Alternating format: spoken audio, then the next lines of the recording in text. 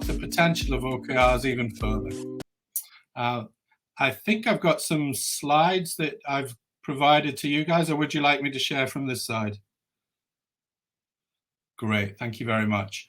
Do I have control of these, or do you guys, I'm going to have to trouble you to go from slide to slide? Okay.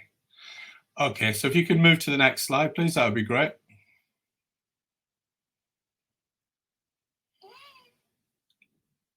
What I want to kick off with is the idea that many people read the book when it came out in 2018 and head first went into OKRs as if they were going to solve a lot of problems, and perhaps not realizing how internally we needed to think about our own structures of our organizations and how ready we are. So a lot of the conversations I want to prompt today are really around thinking about how you get more out of OKRs, but how do you trigger better conversations? So if we could go to the next slide, I'll give that a little bit more of a framework.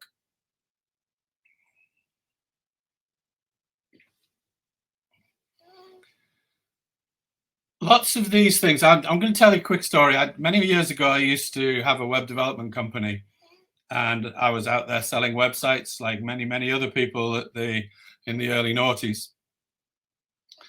And what I realized after a few was I should actually tell clients right at the beginning why our project could potentially fail. And then there was a multitude of reasons around why websites failed in the time that one was anybody didn't have any content. We didn't have C-suite buy-in, which does resonate with OKRs. So I'm doing the same thing here because I think sometimes we gloss over some of these things, and top of the pile is courtesy of Ben Lamort, making sure the comms is right around the why and the why now. And that is going to stimulate the right sorts of conversations. I invariably find that everybody is fond of far too many OKRs. And if you've got a chief in front of your name, it seems to be a very good reason to have one. It's not. I think you create the objectives, you put the teams around it, you don't overlay it on the org chart. Key results become tasks, which leads to OKRs really becoming a proxy for project management.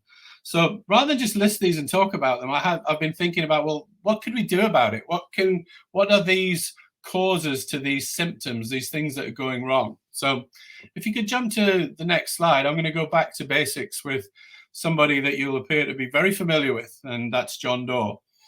And OKRs are well known, but as you could probably see even in the introduction, even lots of people within the community of OKRs and using them do not mention that lesser known acronym of CFRs, conversations, feedback, and recognition.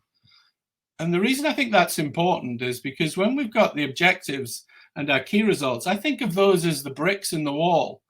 But the mortar that binds them together is the communications around them, and they have to be driven by great conversations, sometimes hard conversations, difficult conversations.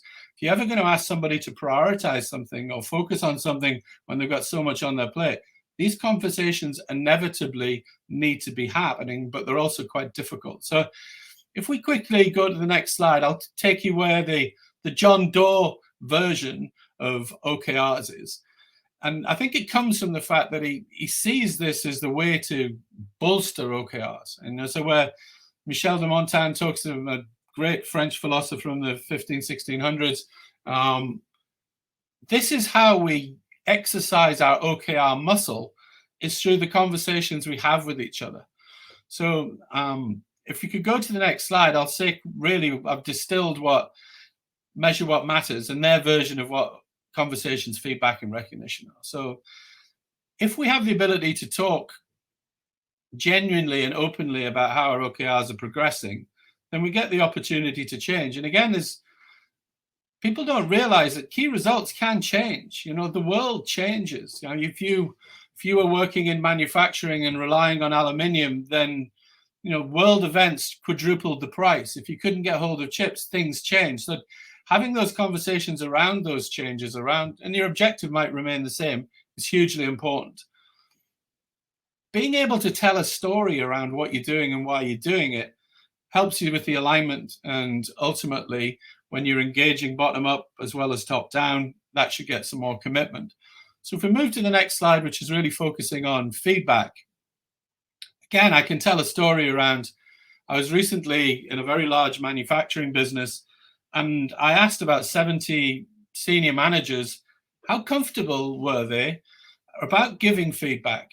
And only a handful of arms went up. And so whilst we'd all been extolling the virtues of feedback, how important it was, and you can quote the Procter and Gamble, which is feedback as a gift, how many of us are really adept at it, and how many of us are incorporating it genuinely into how our OKR conversations are progressing? And this isn't just about giving, and it's a skill in itself, and there's a whole new discipline around it. So thinking about feedback is really, really important. If we could jump to the next slide, please. And the next one, so we go to recognition. So recognition is really about also realization of, what have we learned? So it's recognizing what people have done. And I think it also speaks to one of the problems I highlighted that are common around OKRs, which is just almost a slavish pursuit of quantitative results. Some people are doing an incredibly good job, and we need to recognize that. So you need to recognize it from a qualitative point of view as well as a quantitative. It isn't just about the numbers. It's also about how we do it, how we've lived up to our values, and to make sure that we are getting the support that we need.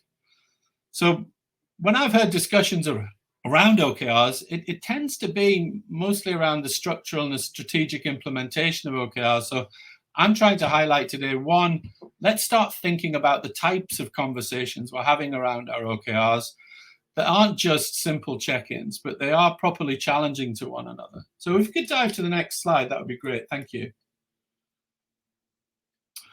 I took this from a book all about the outward and inward mindset. And you could say it's fixed and growth. But ultimately, when we're hearing conversations that are driven by blame, where people are focused on what they can get, taking credit for things, we realize that could be a problem at that point, and that is going to seriously damage our ability to get the most out of OKRs. And really the nirvana we're trying to work towards is conversations that are more focused on the things on the right, that we are more outcome focused, that we're thinking about the impact of what we do, that we're open and collaborative and engaged. And that conversation now starts to fuel innovation. Whereas if you get the conversations that are characterized by the words on the left, they tend to make people think more inwardly. They get more protective. And, the overused word of psychological safety suddenly disappears. So if we could jump to the next slide, please. Thank you. The other thing I've noticed, and I'm going to call this out, and I've probably been guilty of it myself, is even when we're having conversations, we're not actually present. Are we really giving each other the attention we should? Or are we just waiting for an opportunity ourselves to talk? I think we've all been in situations where we spent far too long in update meetings, where we'd really like to be getting to the heart of the matter. So, but if those conversations are just kind of happening and not being listened to because we've got other things on the go, then those OKR conversations aren't going to have the impact you want. You're going to have a kind of a Crino effect, which is OKRs in name only. You go through the ceremonies, but the conversations you have are not having enough substance. They're not having enough quality. They're not stimulating enough challenge and debate. So think about how you're behaving in these meetings and set some parameters around making sure that you're all present and listening. Also arrive at OKR meetings prepared. There's no excuse now just to be waiting. We should be curious about what's happening and what the progress is, and then arrive at meetings with a view to how we can help, or perhaps challenge and ask some questions about help that we need. So if you could jump to the next slide. Thank you. So what happens when we get this wrong? Well, all the things and superpowers that we call out for OKRs start to get slowly impacted negatively. What you can find when the conversations aren't of the right quality or even not taking place whatsoever, that feedback is not constructive or done in a way that helps people learn. We start going through a point where OKRs, and I've heard it from many organizations I've worked with, and that's why I really want to make everybody think about, we can't just sugarcoat the world and say OKRs are going to be great. They are. I love them. I think they're fantastic, but I think there's so much things we need to learn about how we can do them better. So my challenge to all the OKR community is, yes, where we get to next is really going to be hugely important, but we've also got to address some of the challenges that we're facing amongst clients and many companies claiming to do OKRs, but are not unlocking the value. I hear things like, oh, OKRs, I've got to do them again. They're an administrative burden. Oh, I'll just cut and paste the things I did last week. These are not what it's about. So we don't want these bubbles and silos existing within our organizations. We want to get that free-flowing conversations happening that are driving the things that we need. So if you could dive to the next slide, please. Thank you. So I had a eureka moment when I was reading this book, which I highly recommend, called The Performance Paradox. And having sat in many boardrooms and worked with lots and lots of incredibly bright people, much brighter than me, high achieving people, I came to realize that a lot of the time we seem to be constantly thinking we have to perform. And if you jump to the next slide, please, I'll probably put I can elaborate on that a little bit more. So what's articulated in the book is that we kind of occupy these two zones, this performance zone and learning zone. And when I was explaining this to a colleague a little while ago, if you're a high-performing sports team, you spend the week training in order to make your mistakes on the training ground so you can perform on match day, but you're not expected at that level of performance perpetually. And I think where OKRs intersect here, particularly at a quarterly level, is we've got to accept we're going to do things we don't quite know how to do. And I sometimes feel at a senior level in organizations, there is so much pressure to perform that we're losing the room to learn. And it's the conversations around the learning that is ultimately going to unlock the value of your OKRs, because it's that curiosity, it's that ability to think, well, that didn't work. What could we try next? Or I know how to do that. I saw you struggling with that. I could perhaps help you. You know, a collaborative environment is a learning environment. And I think if you're overly skewed towards OKRs that sound very much purely about performance, where we've got very set results, it concerns me that underneath that, it sets the wrong tone. And culturally, we might miss all of the opportunities and advantages that we have from OKRs by spending too much time in the wrong zone. You have to be in both, but I think it has to be a balance. And I think the learning zone is sometimes absent in the conversations that I'm hearing. If you could go to the next slide, please. Thank you. So if you're a leader, are you having the right conversations about long-term growth, or are we looking at purely short-term? Because that's going to drive different behaviors. You know, if you think you're perpetually being judged because you're expected to perform at a very high level, are you going to lowball it and sandbag it? Do you tend to go for safe results that, in essence, are going to kill off any ambition and stretch and potentially stifle innovation? Because if we have to find new ways of doing stuff, then it forces us out of our comfort zone. So, and it's that lack of fallibility. I think we've got to be vulnerable. We've got to be open to that. And I think this sometimes leads to, again, one of the characteristics of poor OKRs that I've seen, where they become a proxy for project management, because people have to appear to be performing and appear to be busy, which encourages them to put the BAU tasks in there, which encourages them to ensure that there's visibility, that they're not sitting there doing nothing. There's almost a scariness in being single-minded and focused on certain things. So I don't have all the answers here. I'm hoping I'm going to stimulate a debate. That's really what it's all around about, is to ensure that we think about how much we're learning on our OKR journey, as opposed to purely plotting a line and saying I achieved X, Y, and Z. It's thinking about what the bigger issues are around the culture of our organizations and the suitability and the changes we possibly might have to consider in order to do OKRs well. So if you could dive to the next slide, please. So what can we do? Well, embrace stretch. We've got to celebrate experimentation. Let's make sure that it's momentum over perfection. You know, we've got to, and then ultimately get that psychologically safe space. And I think these are all behaviors modeled by leaders. These are the things we need to talk about as leaders. And we need to make sure that these conversations are carried through and that we're walking the walk. So if you can jump to the next slide, and this is a guy I never thought I would be having a slide on ever. This is Donald Rumsfeld, and he was dragged back into politics, having worked with Nixon and Ford at the time when George W. Bush decided to go and invade Iraq.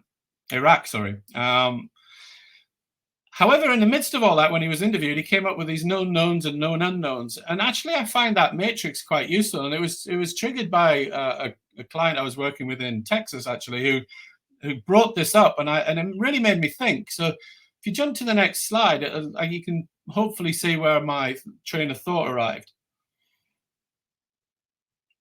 Yeah, the next, thank you very much. So when we're looking at known knowns and known unknowns, there are lots of things that we're having great conversation and we're set to do. We can perform. We know how to maybe squeeze the pips out of our organization. We know how to be more efficient, and they could be core OKRs if that's what we're looking for.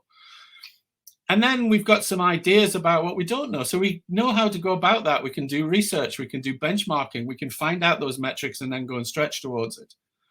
But then there's a whole bunch of stuff we don't know. And I think that's where perhaps sometimes we get crazy around being fixated on the top two and not looking at the others. Does everybody really know where AI is going? I think we're only scratching the surface from a productivity hack point of view. Probably many of the ways that are being documented that it is going to use will never happen, and ways that we've never thought of will. So, and then we've got to start thinking about, well, what's the depth of information within our organization? So that's ultimately it. That's where I'm going to land. If you could go to the last slide, please. My big message from today is, how do you inspire your people to have better conversations? How do you have better conversations yourself? And be really open and candid about how OKR ready you are as an organization to ensure that you unlock the value of this amazing framework. But don't take it for granted, because as many of us will tell you, it isn't a magic bullet. The sheer act of introducing it to the organization is just the beginning. So thank you very much. I've thoroughly enjoyed that and feel like I've had a bit of a rant, but hopefully you found that useful. I'm open to any questions.